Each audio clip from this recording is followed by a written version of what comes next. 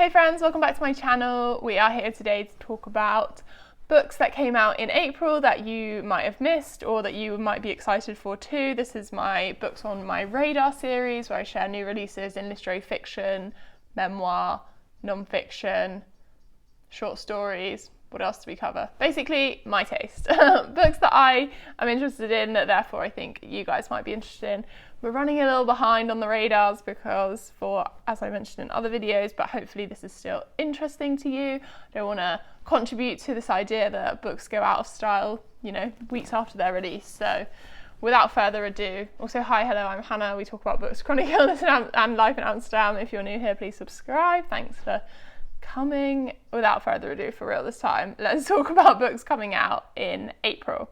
TheBorrowed Hills by Scott Preston. This was published by John Murray on the 11th of April. This sounds fascinating. With foot and mouth disease spreading across the hills of Cumbria, emptying the valleys of sheep and filling the skies with smoke, two neighbouring shepherds lose everything and put aside their rivalry to join forces. They set sights on a wealthy farm in the south with its flock of prize-winning animals. So begins the dark tale of Steve and William. Their sheep rustling leads to more and more difficult decisions, and Steve's only distraction is his fascination with William's enigmatic and independent wife, Helen. As their home comes under the sway of a lawless outsider, it is left to Steve to save himself and Helen in a savage conflict that threatens an ancient way of life. Lyrical, cinematic, and steeped in local folklore, The Borrowed Hills is an uncompromising vision of farmers lost to brutal devotion to their stocks, aching love affairs that people use to sustain themselves, and the consequences of a breathtaking heist gone bad. This sounds fascinating because it's so specific. Foot and mouth disease, although, is back according to the news, but I remember it being a big thing when I was a small child and my mum being very afraid of it. And the concept of them sort of, obviously local farmers struggling to make ends meet with this destruction of their livelihood, wrapped up also in these personal stories of their love affairs. Sounds like it could be quite plotty and specific, almost a romp, maybe a bit too dark to call it that, but yeah, definitely one that I'll be interested in reviews for. Okay, up next is England Is Mine by Nicholas Padamisi. I was introduced to this book by the author, actually. I follow him on Instagram, and this sounds like a really fascinating story of toxic masculinity and youth coming-of-age stories of young men. It says, David hates school where he is bullied and reached sixth form with no friends. Music is the only thing that keeps him going. Inspired by his hero, Carl Williams, he becomes vegan, wears eyeliner, and writes song lyrics. But one night on stage, Carl accuses Muslims of homophobia and is cancelled. Conflicted by his feelings for his favourite artist and compelled by the conversations he has while playing Call of Duty, he becomes fascinated by the far right's narratives of masculinity in conflict with liberal society. Living in the same East London borough as David, Hassam has his own problems. He's drifting from his childhood friends who drink, play skunk and mock him for hanging out at the Muslim youth centre, where he is older than everyone else. Determined to make something of himself, he volunteers at the local mosque and tries to get the grades he needs to go to university. As these second-generation immigrants struggle for identity and belonging amid a wave of online radicalisation and extremism, their fates become inextricably, catastrophically entwined. I'm really fascinated by this story it sounds like it's going to obviously tackle prevent and the governmental intervention in relation to radicalisation, which is something I have sort of personal experience with of being a teacher, but in quite a literary and sort of nuanced manner, I think. I read a really great review of this in The Guardian that at first I think I would be scared off by the simplicity of this storyline, like, oh, a young Muslim boy and a young white boy who's going to be radicalised, both, like, it feels like it might be quite black and white, for lack of a better word, but I read a really good review of it in The Guardian, which intrigued me more, and listening to Nicholas Padamisi talk about their inspiration and their sort of writing process made me feel like this is something I actually would find interesting and, has nuance to it, I guess, less so an issue fiction novel. Up next is Prairie Edge by Connor Kerr. This was published by Penguin in Canada on the 16th. This was The author has previously longlisted for the Giller Prize, which is a prize I really enjoy to read Canadian fiction. I really enjoy reading books out of Canada, actually. Have a few favourites from there. And this says, meet Isadora Ezzy and Gray Ginther, two distant Metis cousins making the most of Gray's uncle's old trailer, passing the days playing games of cribbage and cracking cans of cheap beer in between. Gray, once a passionate advocate for change, has been hardened and turned cynical by activist culture she thinks is performative and lazy.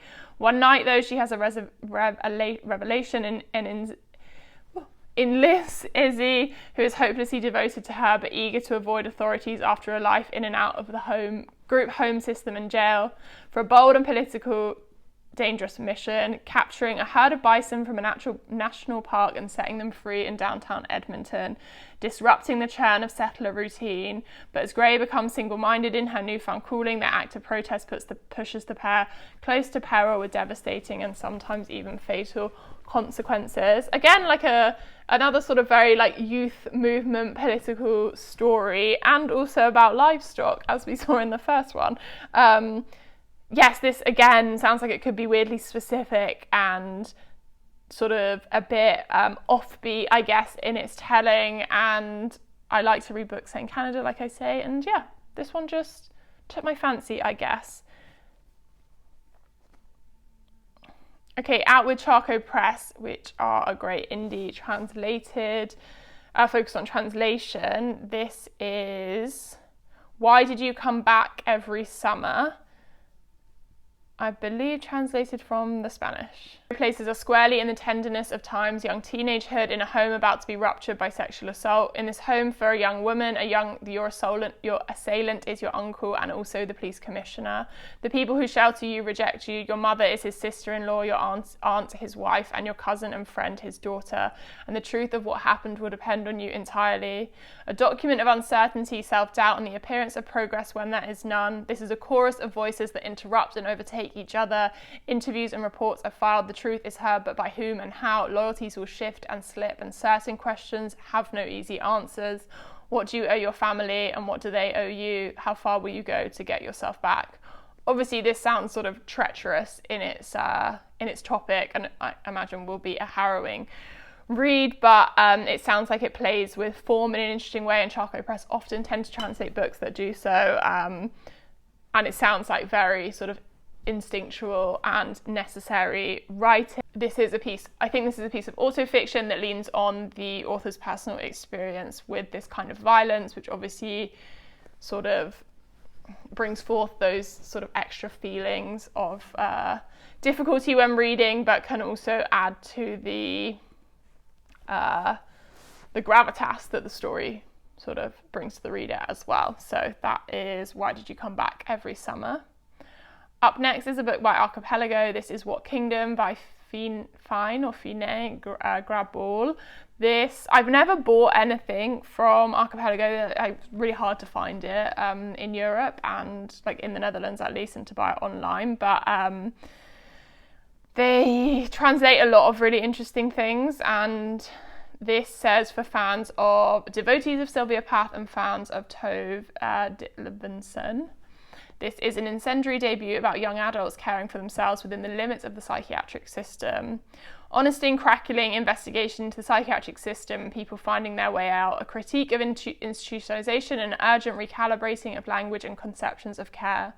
The story is structured in a series of vignettes. What Kingdom thrums with the swirling voices of a shared home. Hector blares Michael Jackson from the Recreation Room and recalls a past in Peru where his psychosis was treated with exorcism. The town would shake evil out of his small teenage body before he was relocated to Denmark.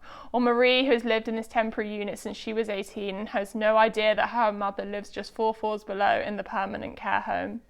Echoing the voices on electroconvulsive therapy and mythical meditation, on silence and mental health, a delicate and deep uncoupling from the world. Again, another super harrowing story, but one that's so deeply needed. The sort of psychiatric industrial complex and the institutionalization of young people is something that comes really close to home for me, and is a story that I think, and a sort of a political urgency we have in the UK, and it sounds like across the world, to, like it says, recalibrate the way we care for these people. But yeah, this sounds like it could be a difficult but necessary read. I think it's sort of short chapters that you flick between different voices, which I think would be beautiful.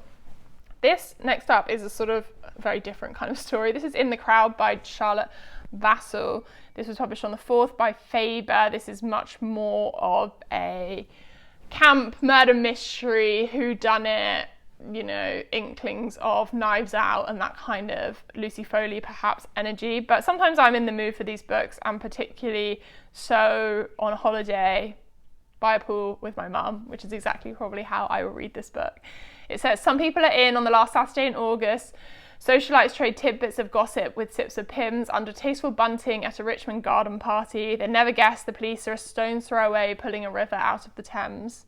Some people wish they were. The drowning appears to be a tragic accident until Detective Beauchamp gets an unexpected tip. The victim has enemies in high places. Did being on the wrong side of them get her killed? Either way, being out is absolute murder. A compulsive crime fiction about the bad behaviour of the rich and powerful. Yeah, just sounds like it could be a good sort of one and done 24-hour read, perhaps even on audio. Okay, Dead Animals by Phoebe Stux. I've already started to see some brilliant reviews of this. This is published by Skepta on the 11th. It's sort of a queer horror book, I believe. I absolutely love the colours on the cover. This says, a young woman wakes after a house party with scratches and bruises and a gap in her memory. As the violent truth comes back to her, a series of events she struggles to name, and so her anger grows. Solace comes in the form of enigmatic and captivating Helen, who knows what a man at a party did and has suffered at his hands too. This act of violence demands one in return, so Helen is planning revenge. But who can afford to ask for justice when the cost is murderously high? I think this is going to be pretty creepy. I think it plays with the occult or perhaps the more than human type of aspects of the story. It's meant to be quite weird and absurdist in places, but dealing again with sort of a vital topic of our time. So that's Dead Animals. Okay, Mer by Polly Hall, published on the 9th by Titan. This is a family history secrets type of story, retracing your steps. It says, Ma has a goblin inside of her, a voice in her head that tells her all the things she's done wrong and that berates her to drag her down.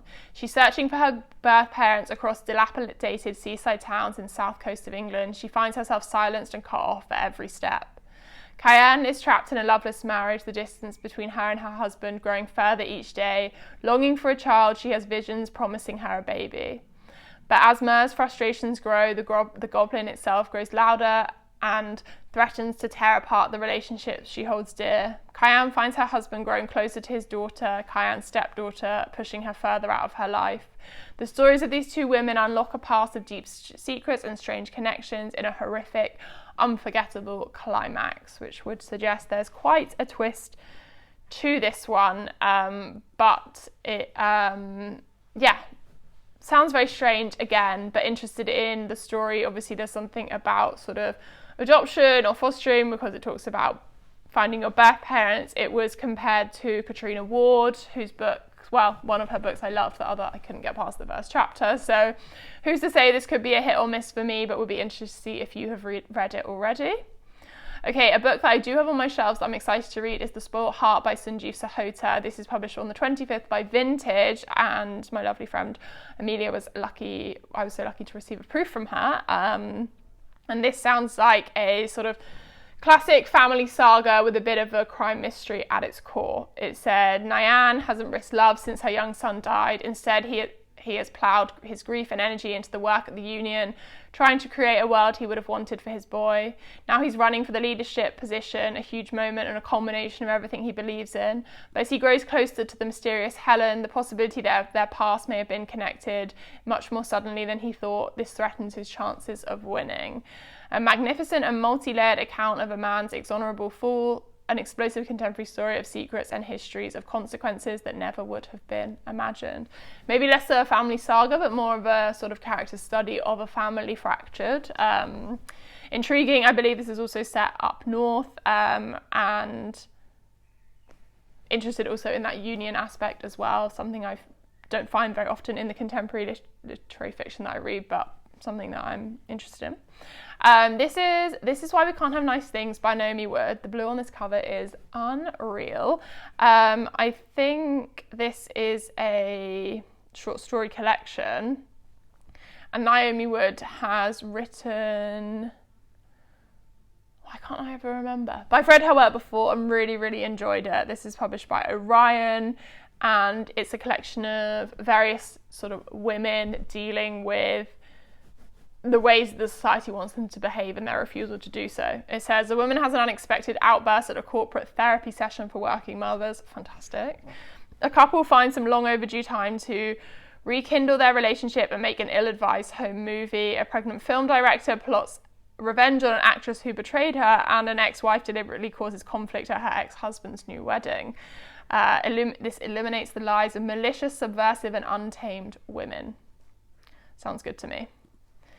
Manny the Baby, this I've seen a lot of buzz for. This came out on the 11th with Scribd. It's a dual timeline talking about two different black men growing up in the music scenes of their time. So it says, Manny Powell is forthright, intellectual and determined to make, mistake that, it's not two men. Determined to make her mark on the London literary scene, and her younger sister, the baby, just wants to dance. Chasing their dreams across the smoky Soho jazz clubs, they find themselves part of the burgeoning black ambition movement and must learn to navigate it as women. As tension rises and fascism and war snap at their heels, they find themselves drawn to a mysterious mimic and trumpeter from Jamaica. The trio are faced with choices that will alter their lives together. But in Bar 2012, two black men are figuring out who they are and what they want to become. They fled London to his late father's flat in Bath, listening to cassette tapes and realising there isn't a lot he knows about this man's life. Who is Rita? Why did his father record her story? And how might she hold the answers to his questions? So yeah, this sounds like a dual timeline, like I say, between those two different eras, focusing on black British communities, and sounds beautiful. And I think there's a lot of lyricism and music and dance culture involved, which makes me think I would love to listen to this one on audio. Okay, Caledonian Road by Andrew O'Hagan, another one I had a proof for. This is an epic novel of over 600 pages, which you wouldn't catch me reading one of those unless I already love the author, which in this case I do. Andrew O'Hagan wrote a beautiful and vulnerable and soft book about male friendship and terminal illness called Mayflies, but this book takes a completely different topic and understanding, but isn't so much a sort of diversion, because Andrew O'Hagan over his career has run the gamut of different topics and genres to write about. So this is, I guess, just another one he decided to dip his toe into. In May 2021, Campbell Flynn is an art historian and celebrity intellectual. He's entering the empire of middle age. Fueled by an appetite of admiration and the finer things, controversy and novelty, he doesn't take people as seriously as they take themselves, which proves to be his first mistake. And the second one is Milo, his beguiling and provocative student, inhabiting a more precarious world with experiences and ideas that excite his teacher, but he has a plan. Over this one incendiary year, a web of crimes and secrets and scandals are revealed, and Campbell Flynn may not be able to protect himself from the shattering exposure that all his privilege really involves. But then he always knew when life came tumbling down, it would occur in public. This is being framed as sort of a state of the nation novel, a state of London novel, talking specifically about organised crime and this idea that London is a hotbed for all of these sort of underhanded deals involving politicians, Etonians, Russian billionaires, etc., etc. I have read the first 100 pages of this. I'm enjoying it. I'm not really propelled to pick it up, but maybe that's just me being put off by the length. I will report back to you in a vlog soon, I'm sure. Henry by Alan Bratton was published by Unnamed Press on the 15th. This is a queer novel set in London in the 2010s. I really enjoy a book set in the 2010s. It feels like that could, I don't know, simultaneously feels like a long time ago, but also very frequently brought up in my own memory. Obviously, like that was the years I was a teenager and a young adult. So yes, this says it's London 2014, and Harl Lancaster, son and heir of Henry, Duke of Lancaster, is in a holding pattern. His mother is dead, his father is dying or remarrying, or maybe both, and his siblings are fighting. His internship is pointless and no one will leave him alone. Everything is as it should be, and yet nothing is right. Over the course of a year of drinking, partying, and flirting to dubious consequence, Hal is tested by brutal family legacies, Catholic guilt, the terrifying possibility of being loved, and the House of Lancaster will never be the same. Henry is a brilliant recasting of Henriade, in which Hal Lancaster is a queer protagonist for a new era. Alan Bratton arrives as a successor to St. Alban with this lush, stylish novel of family, legacy, and what it means to be alive today. I'm intrigued, but also a big question mark over sort of maybe the privilege of this book and the idea of, like, I guess it is monarchy in a way. I'm not sure if that will do a lot for me, but it could just be a fun romp dealing with sort of rich people problems. I'm unsure. We'll probably wait to hear people report back on that, and perhaps we'll see if it's on Everand.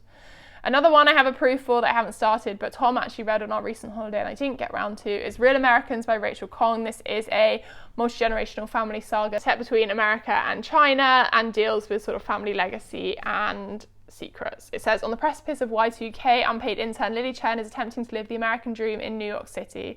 But her scientist parents imagined so much more for her when they fled Mao's Cultural Revolution, hoping for a better life. Despite the glamour of her media job, Lily can barely make the rent until she falls into the arms of Matthew, a young financier who can give her the fairy tale life of luxury. High school student Nick and his best friend Timothy are plotting to break free. College promises them an escape from the isolated, close-knit island in Washington state, a strict escape from his strict and secretive mum Lily, the chance to fit in. But when Nick sets out to find his long-lost father, a world of questions opens and an unexpected member of the Chen family holds all the secrets. I feel like you kind of know what you're going to get with these kinds of family saga stories, but they can be quite comforting and joyous to sort of involve yourself in, particularly if they are sort of well characterized with that real distinction of generations and familial relationships. So I hope that one does that for me. Okay, we're switching over to non-fiction. There's definitely beginning to be a wave, I think it probably started last year, of these books that want to talk about beauty. If you know Jessica DeFino, she's like she's probably the anti-beauty critic that we have in our current times. I was really lucky to interview her for a piece of work a couple of years ago, but I think she sort of definitely started this trend of talking about beauty in a much more critical manner. The industry, the standards. Obviously, people have been talking about beauty standards and Western ideologies relating to whiteness and beauty for a long time, but I think we're finally seeing that transposing into the literary world, into the books that we read, and there's been a couple that come out on this topic of ugly, and this is one that took my eye, I guess. This is Ugly, and the subtitle is Why the World Became Beauty Obsessed and How to Break Free. We've had those moments, the ones where we look in the mirror and nothing feels okay. For Anita, this started when she was a child and has created an enduring torment about her looks. We're told this is part of growing up, but it stays with us, evolving with age. The internet tells us we should love ourselves while bombarding us with images of airbrushed perfection, upholding century-old beauty standards, which we can't always see, and our rituals are based around things we need to fix, grow, and develop, sometimes tipping into dangerous obsession. So what seismic shift do we need to take place to break free from this mentality? Anita uncovers where these beauty standards started, unpicked why they've been perpetuated, and unmasked the structures that continue to support them. The ever-growing cosmetic industry, the hidden pitfalls of pretty privilege, and the fact that it must be time to break free from limiting beauty standards, because feeling ugly should have nothing to do with how we look and everything to do with who wants us to feel so lacking. So I think this is part personal memoir, part societal analysis, which is the kind of style I like to read in these topics. Always they can feel quite dry, but I think it's interesting to look at sort of how beauty subjugates and undermines different communities and people, and so yeah, I think it will be a necessary read, I guess. Okay, one I just wanted to flag is not necessarily one I think I will read, but I wanted to flag because I know lots of you out here also live with chronic illness, and perhaps you're at the start of your journeys, and I often receive messages and DMs with people asking about these kinds of questions, which I try and write answers to and think about and talk about, but this book sounds like it would be really useful.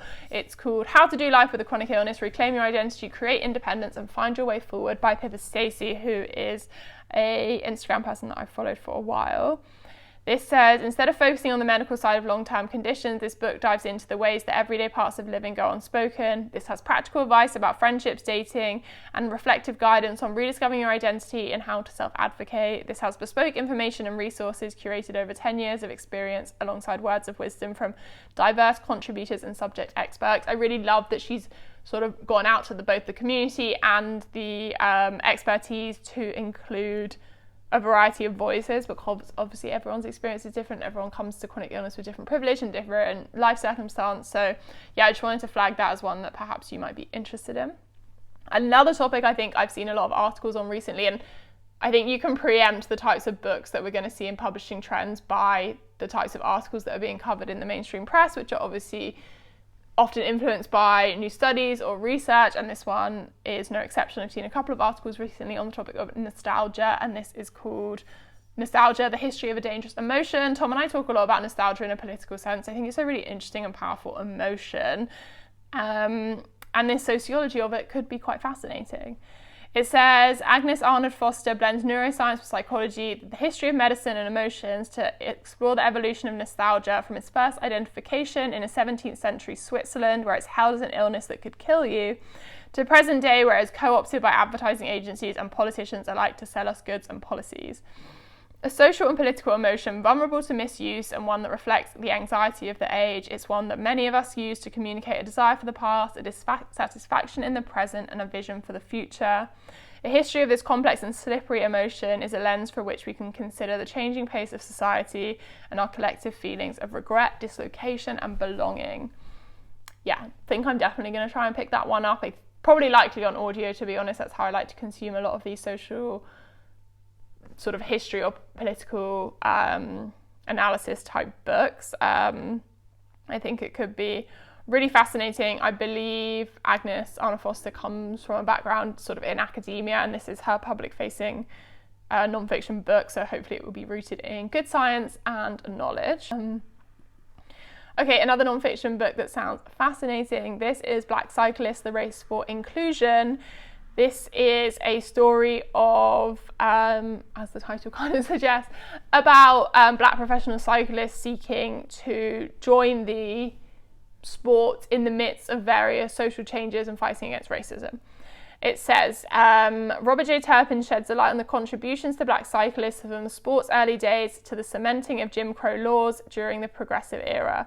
Black cyclists used the bicycle not only as a vehicle but as a means of social mobility that attracted white prominent black cyclists like Michael Major Taylor and Kitty Knox fought for equality amongst racist and increasingly pervasive restrictions. This also tells the story of lesser known of athletes like Melvin Dove, whose actions spoke volumes about his opposition to the colour line, and Hardy Jackson, a skilled race-formed stunt rider after Taylor became the only non-white person permitted to race professionally in the United States. Eye-opening and long overdue, looking at race, technology and mobility to explore a forgotten chapter in cycling history. I'm not one that's particularly fascinated by cycling, although I really did love that Netflix documentary on the Tour de France, and now I kind of get updates on my Google News about the Tour de France. I do think it's fascinating and sort of endurance and in some ways quite an extreme sport, and so obviously all of these things have larger histories than the stories we were told originally, and particularly in relation to race and class. So yeah, that's Black Cyclists. An anthology I'm so excited for that I hope my local bookshop will be stocking soon is new from Alice Wong and the Disability Visibility Collective. This is Disability Intimacy, Essays on Love, Care and Desire. Disability Visibility, the anthology, is one of my favourite books of all time that I always recommend to people who are newly disabled, caring for someone disabled, trying to learn more about how to talk and be in communion with other disabled people. And this is her second essay collection that brings together so many different writers talking about care, romance, love, community, all those kinds of questions, and I really love the cover and I can't wait to read it. Okay, this again is a book I think I'm personally going to buy, but I wanted to flag it in case you have any younger people in your life. My friend was recommending on their stories, they blurbed the back of it, and this is Homebody, Discovering What It Means to Be Me by Theo Parrish.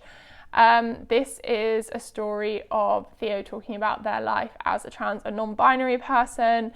I think it's a graphic memoir compared to Heartstopper and What's the Tea by Juno Dawson. It says, sometimes it can feel like the world is trying to fit you in a box and label you one way or another, but there's nothing more wonderful than finding your true authentic self. This is a heartwarming story of discovering how to live on your own terms, which just sounds so beautiful and heartwarming and uplifting, and exactly the kind of stories we need to be sharing with young people, queer and trans or not, to make sure that we are fostering that inclusion and giving young people the language to talk about themselves and talk about each other in a way that feels safe and supportive. So I just think this sounds beautiful. Okay, up next is a piece of non-fiction out with Repeater Book. This is a people's history of the mining communities in South Wales. I'm sure lots of you are familiar with various disasters that have struck mining communities as well as the miners' strikes. There's such a brilliant film. What is that film about the mining strikes? Is it called Pride? I can't remember. But anyway, it's a big part of like UK history, I feel like, and something that most people, I hope, are made aware of, like at least in their schooling and through conversations with others. So this is a damning depiction of the hardship and suffering, tragedy and pain, and the politically abandoned people went from powering the British Empire in the Great Wars to a broken post-industrial community lost in time. It travels with devastating and humane insight into the shadows of the valley's history, dealing with disaster and resistance, memory and landscape, a brutal past and a neglected present. Hardship and poverty, unemployment and isolation, lack of opportunity and the normalisation of hopelessness, death and destruction. Structural violence and everyday subjugation, a crisis of white male subjectivity and the exponential rise in drug abuse and suicide, the troubling effects that can no longer be contained in these mountainous walls. This is not a story of resilience, this is a story of an open wound, one whose silent screams can no longer be ignored. This sounds so vital because I feel like even I just did it just then, like when we talk about these histories of the mining communities in the UK, it's often talked about with this sort of like people power, you know, justice for the unions, a piece of history that has passed, but we don't often talk about the repercussions of the deindustrialisation, of Thatcher Britain, of all these different political impacts that still live on in the legacy of communities today, and this sounds like it was doing just that and will be deeply harrowing, but again, important. Okay, a new essay collection out with Joel Golby. I really enjoy Joel Golby's writing. Find him very funny and sort of earnest in places. He reminds me a bit of Raven Smith, and I think it's quite rare these days to find a young British male writer, non-fiction writer, essayist particularly, that doesn't lean on those kind of like old stereotypes or is inadvertently misogynistic or like, I don't know, I just feel like it's rare for me to connect to a male writer of my own age writing non-fiction. But I really like Joe Golby's writing. His first essay collection was sort of bookended by these two essays about the grief of losing both of his parents in his 20s, and he calls himself like, I became an orphan, but then has these funny and sort of unnecessarily specific essays about things in his life, which I really enjoyed. So he really flits between those in a very British sense of like earnestness and sincerity and making fun of everything that's ever happened to you. This says, how much of your life do you review? Books, TV, film and music, the reviewable things. Ever try to go a little further, reviewing the intangible, the abstract, the weird, a house plant, sunlight on the pavement, being embarrassed at the strange way you wave at cars when they slow down at zebra crossings, a dead houseplant. From almond croissants to the concept of life itself, Joel Golby embarks on the journey through modern living, leaving no stone unturned, no thing left unreviewed. The concept sounds like really unique and funny and absurd in places, and it's probably one I would listen to while doing chores around the house. Okay, and the last book I have on this list is Dead Weight by Emmeline Klein. The subtitle is On Hunger, Harm and Disordered Eating. This is the story of her own disordered eating journey, beginning when she was 12. Alongside her own experience, she shares the story of other women, famous figures across history and pop culture, girls she's known and loved, tracing a medical and cultural history of anorexia, bulimia, orthorexia, and binge eating. Writing that is electric, fierce, and endlessly curious, Klein investigates the economic conditions underpinning our eating disorder epidemic, grapples with the myriad of ways disordered eating has affected her friendships, her romances, and illuminates the way that today's feminism has been complicit in disordered eating culture. Through it all, she challenges the accepted narratives women absorb every day about themselves and the pernicious messaging that connect female worth with inhabiting an ever smaller form. This galvanizes readers against disordered eating, and Klein imagines a world where we allow ourselves to listen to appetites and fight back against diseases of self-destruction. This sounds vitally important and fascinating, particularly when it mentions the way feminism is complicit in disordered eating and politics in the economic conditions, sort of like late capitalism underpinning our epidemic. Definitely one I will be seeking out on audio, published by Picador on the 4th, if I didn't say that already. But again, this sounds like the type of book that we've needed to, that's very needed, I guess, and important to inspect, hopefully in an intersectional manner. Okay, that's all I have for you in terms of books that came out in April. That's quite a bumper month. Let me know if any of these you're planning on reading that you've read already. I would love to hear your reviews if so, and I will see you all in the next one. Bye!